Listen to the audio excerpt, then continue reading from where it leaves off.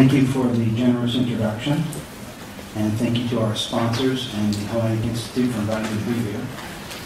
We're just going to take a moment to get my presentation up on the screen here, and then I'll begin. Thanks.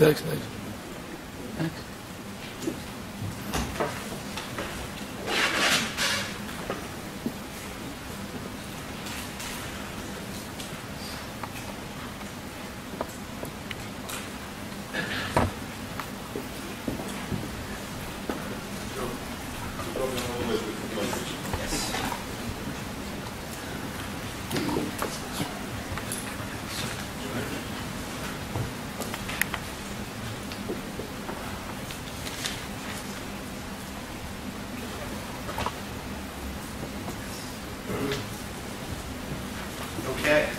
If I speak without a microphone, can you hear me? Oh, they're recording it, not without a microphone. So that means I can't walk around.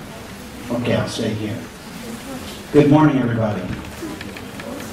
I always love coming to universities because I can smell the optimism. And it's very different than it is in the professional community. So I was doing my best to listen to what was being said, but it's all Greek to me. So I'll also introduce myself. I took a long road to social media. I started in the world of public relations, mostly in the entertainment industry. And I worked on movies and TV shows and with recording artists and that type of thing before I happened on to new media, which is what I've been doing for the last 10 years. And in the last 3 of those 10, people are starting to become more interested in new media. People weren't so interested when I was sure that it was going to change the world 10 years ago.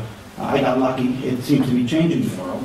And I promise I will answer your questions about adoption, penetration, and all the numbers, but I'm going to take a detour to get there, because what I'm going to try to do is impress upon you more basic information about social media and how it's changing the world, new media, how it's changing the world. So what I do is I do strategy work with some of the organizations I work with. I do training, and I also do campaign work. So, when I got the invitation to speak here, I was particularly excited because this is, of course, the birthplace of democracy. And the beautiful thing about, I would say probably the idea that we would come into this world where people would govern themselves was the biggest idea of the last century. And that was a big idea, right? But the truth is, when you think about it, this idea of self-governance, nobody really meant it. The idea was that we would vote for other people and they would govern for us, right? Because it's too messy to get everybody involved. If you get everybody involved, how are you going to agree? How are you going to arrive at consensus? We live in a time of great global challenges. We live in a time of HIV infections, of climate change, of human rights atrocities, of world hunger. But when we look back on these times, perhaps what will be remembered most is this idea of opening up information that had been previously under lock and key or previously hard to access because it had been at some government agency and you had to actually go there to visit it and find the information. That's becoming accessible now. And you're going to hear a lot of talk at this conference about new media and social media, but it's not just about that. It's not just about social media. What it is about making the information you have available and inviting other people to improve that information. Inviting other people to help you make it better. This is a website that was launched by the Obama administration. It's called the Government IT Dashboard.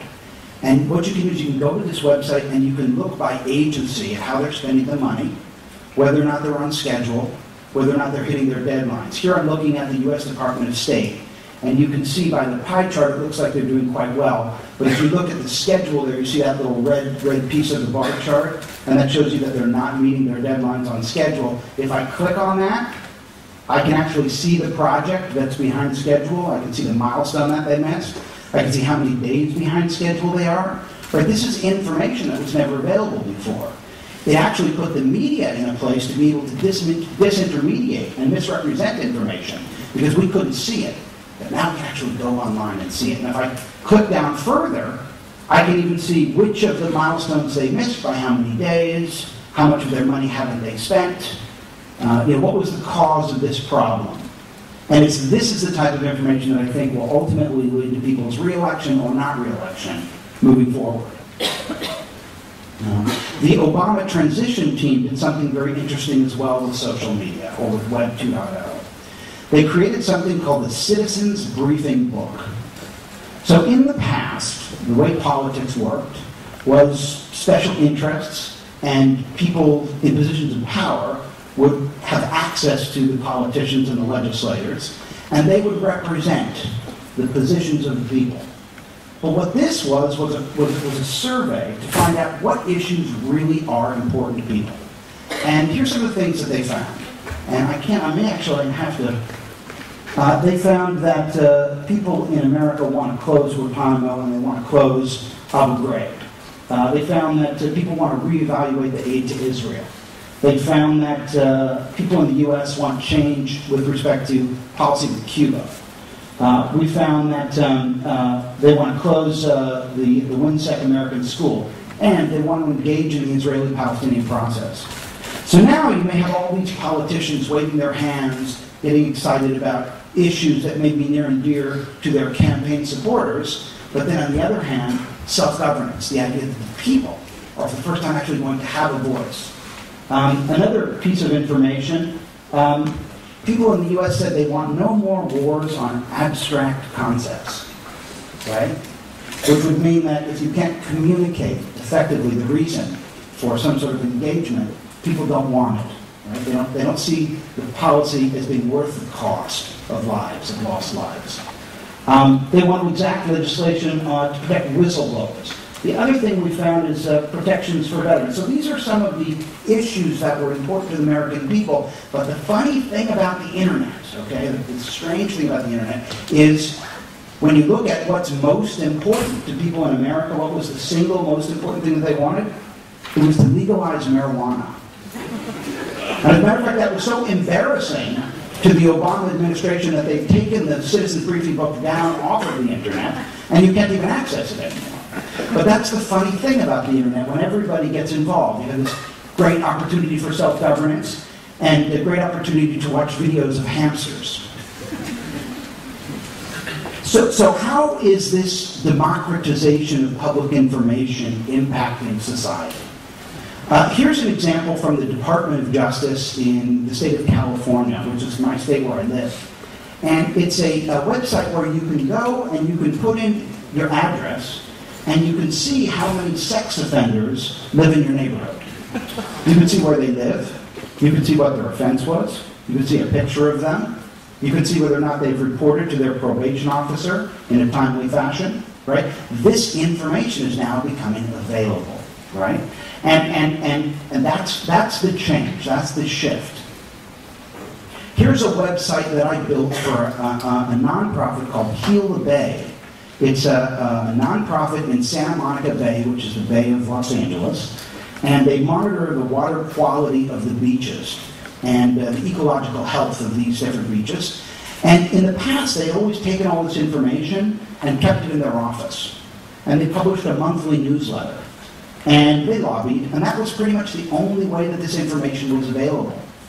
But what I built for them was an interactive beach report card. So this is the website. What you can do is you can go and hover your cursor over any of the little dots you see there. And when you do, you get this little pop-up that shows you the water quality and the dry health quality of that beach, right? And then, if you want, you can take that and you can actually put it on your Facebook, or put it on your MySpace, or put it on your blog. You see, this is a small organization without a lot of money. So they can't carry the conversation themselves. They don't have the time. What they do is monitor quality. So what they say is, well, let's put the information out there and let other people share it for us. Because we can't carry the conversation solely by ourselves. Let's make it easy to share. And if you do share it, what you get